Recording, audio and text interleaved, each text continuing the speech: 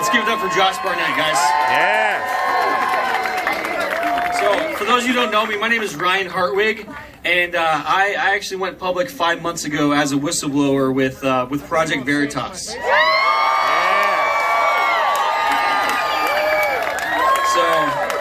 has anybody seen the CNN tapes this week? Let's give it up for James O'Keefe, guys. Great hero. Thanks. Thank you. So I went public 5 months ago. I worked here in Phoenix, actually, as a content moderator for Facebook. I worked directly for Cognizant. And so I'll talk about that a little bit, and I'll talk about some of the things I've done here in Arizona with election fraud. And I've worked together with Josh Barnett a little bit on a few things. So I started working as a content moderator, which basically means I just delete stuff on the internet, right? I delete posts, comments. That was my job, literally. I got posts and comments, and I had to decide if I had to delete them or not. So I started in March of 2018 as a bilingual content moderator here in Phoenix off the I-17 in Dunlap. And I didn't know what to expect. So my first month of training, I'm sitting there. I realized it was Facebook. So I'm working for Facebook, and the trainer was talking openly about how much she loves Obama and how Obama is her patronus charm. So I was like, this isn't normal. This is kind of weird, right? So going into it, I didn't know what to expect. So about a year into it, I noticed about 19 things that were kind of 19 examples of bias, where things were kind of biased against conservative, like the actual Facebook policy was biased. Who would have thunk, right? So it's things we all kind of knew, but we didn't have the evidence. So I wrote a letter in May of 2019. I wrote a letter to a few members of Congress and senators, and I didn't hear back. I gave them the 19 examples I'd found, just kind of and so didn't hear back. So I started, started reaching out to a couple of news outlets, to a couple of people. So I ended up with Project Veritas. So back in June of 2019, I first reached out to them and started filming. It's kind of funny because my wife, I thought she didn't know about it initially. So I started filming with a hidden camera without telling her about it, right? And then a couple months later, I broke the news, but it wasn't news to her because she already knew. She said, Ryan, I know you're sneaky, but you're not that sneaky. But it was nerve-wracking because you're filming with a hidden camera. You're essentially wearing a wire, so to speak, and you're really paranoid. You really think everyone knows you're wearing a camera. Thank you. And so, thanks, guys. It was a sacrifice because it was a great job, and I had these discussions with my wife, and we had good health insurance with this job, and so I was filming for about 9 months total. The project actually ended. So Cognizant had a 3-year, $200 million project with Facebook, which goes you to show how much Facebook was spending on content moderation here in the U.S. They brought all the jobs overseas to the U.S., which is good. I'm not going to complain about jobs. But the reason that Facebook brought these jobs to the U.S. was because of 2016. So when we got hired there, we were like, why did they hire all these people in the U.S.? It's expensive to hire people in the U.S. And so they said, so Facebook essentially told us that, because Russia colluded with the 2016 election, they wanted to be able to monitor more closely the elections in the U.S. Boom. So that's what happened. So anyway, so this was in so I got hired in 2018, March of 2018. So we're monitoring elections. I was monitoring the Mexican presidential election, but I was getting all the updates about the U.S. content as well. And at a later point, I was switched to the North American queue. But I saw training decks for pretty much every country in the world. We had election training decks for Canada, for Spain, for Mexico, Venezuela. So why is Facebook so worried about elections and election fraud, right? So these are the things that I saw. And so I documented this. I filmed the actual policy that Facebook had concerning elections. Just to give you an idea how scary this is. All right, so Facebook has a policy against violence, right? But in Venezuela, there were people calling for an armed revolution. And Facebook said, that goes against our policies, delete it. Okay, this just kind of blows your mind, right? So there could be people calling for an armed revolution, and it goes against Facebook policy. So Facebook could single-handedly quash a rebellion, a revolution, right? Let that sink in for a second, all right? So I had covered a lot of things, and the Project Veritas video that came out in Anyway, so the project ended in February. Cognizant ended the contract prematurely, and I was still filming to the end. The last few weeks, I was filming every single day, talking to my coworkers. And it was during coronavirus, and the news cycle was crazy, so we waited until June to come out with the video. So in June 25th, I went public as a whistleblower with Project Veritas, and yeah, it was great. You're a hero! So yeah, definitely, it was one of the greatest experiences, I think, working with Project Veritas with James O'Keefe. They have a great team. So in that video, I mean, there was a lot of things that you saw, but there are a lot of things that you didn't see. And I was able to release those screenshots a couple months ago, more evidence. And so some of the things that came out in the video 5 months ago, I showed that Facebook was giving exceptions to their policy. And for example, when Don Lemon went on the air and he said white males are terror threats, Facebook told us as content moderators, they said, hey, we know what Don Lemon said violated our own policy, but we're making a newsworthy exception to allow that phrase.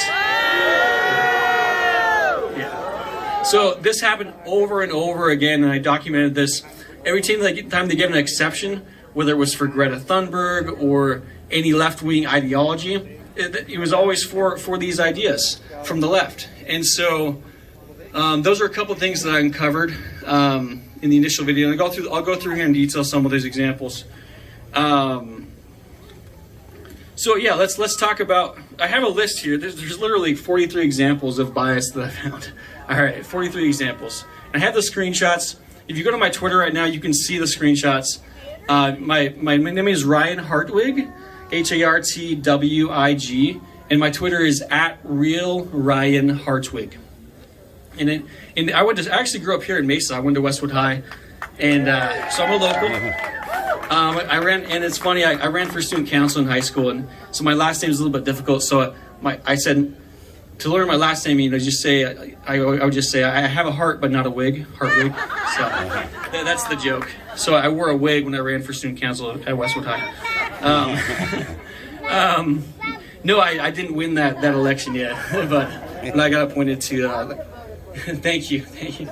So, all right. So the video came out June 25th, right? All right. So and then I gave that evidence, what I'd filmed. I gave it to Congressman Matt Gaetz of Florida, and he's definitely a patriot. So what I did, I gave that to him, and as a consequence, he submitted a criminal referral to the DOJ for Mark Zuckerberg. Yeah. Once again, that's a criminal referral to the DOJ because Zuckerberg testified in April of 2018 that Facebook does not censor political speech, which they do, right? And my evidence showed that. And so, yeah, so that's what happened. So, and then last month I was mentioned in an FEC complaint in Michigan involving the Senate race between John James and Gary Peters, because Facebook fact-checked a transgender ad that was showing that the leftist candidate supported the transgender thing where you allow men to be in girls' sports and such.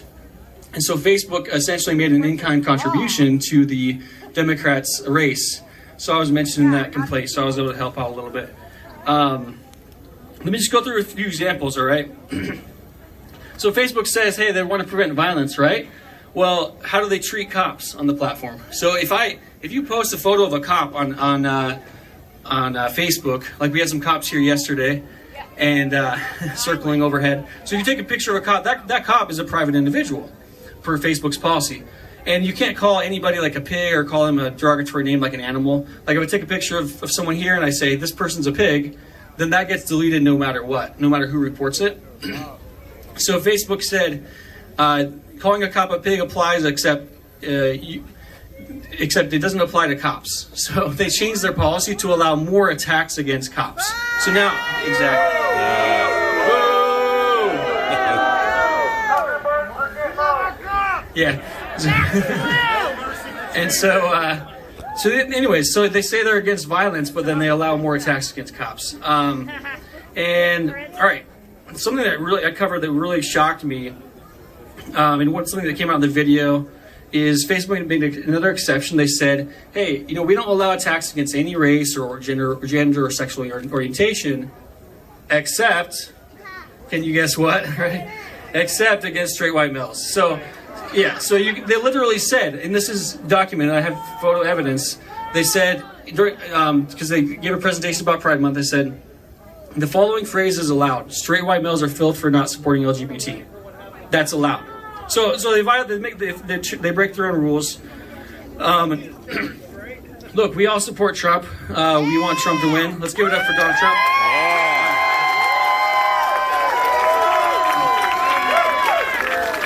So let me tell you something. So every time that Trump spoke or gave a speech, they told us as content moderators to look out for hate speech. Every time he's talked about the war, the border, the wall. So the phrase, keep Canadians out of the United States, that violates Facebook's hate speech policy for exclusion.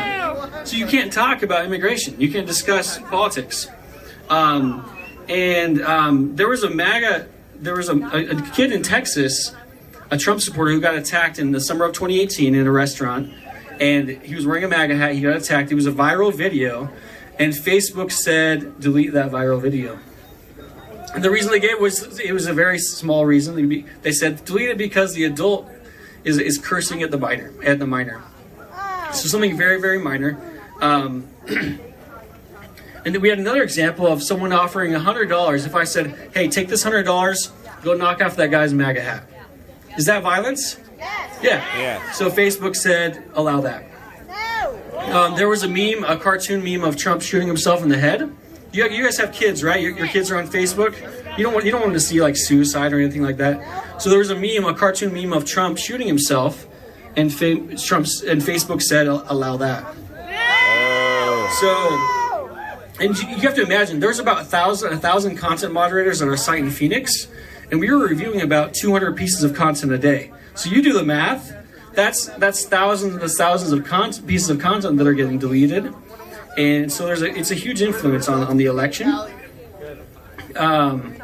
So okay, I know that this is a sensitive topic for a lot of people, but what do you think Facebook's stance is on abortion, right? It's not going to be a surprise, but actually seeing it in writing, their actual policy is shocking. So abortion. So we have a graphic violence policy. So if you share an image of a car accident or there's something gory, it'll put an interstitial on it. We'll mark it as disturbing. So for Facebook, we asked about this. Well, how do you guys treat abortion? If we treat this graphic imagery a certain way, and Facebook said abortion is not considered a violent death. And also, this is word for word from their policy: fetuses are not considered human for Facebook. So this is unacceptable. This is even worse. This is word for word. They said advocating for killing babies or fetuses in an abortion context is not considered V&I or violence and incitement. This makes me sick to my stomach. So, all right, so let's get to something. Let's talk about Greta Thunberg, all right?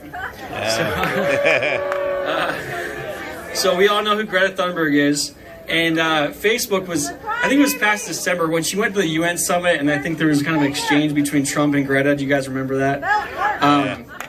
So Greta Thunberg was getting all these attacks, and people were calling her retarded. Okay, so retarded was an attack used on her, and she's a public figure. She's a minor. So normally, like any other public figure, that would be allowed. If I call Jojo Siwa retarded, that stays up on Facebook's platform. But once again, Facebook, what do you think they did? They made another exception to their own rules. And they said, we're going to delete all instances of retarded on our platform. So they scoured the platform. They had they proactively injected classifiers, and they searched through and found any instance of retarded. So for a couple of days, all I deleted was retarded. I got hundreds of posts a day that I had to delete. So that was kind of funny. And now, this past December, we had there was the impeachment of Trump, and there was people talking about Boogaloo and Civil War. And I want to share with you a conversation I had with my coworker, with my supervisor. He was the policy manager, and his name was Sean Browder. So we were supposed to raise up these trends of what we saw. We were supposed to monitor election trends. So it wasn't just deleting the bad stuff. It was Facebook wanted to know what people were talking about on Facebook.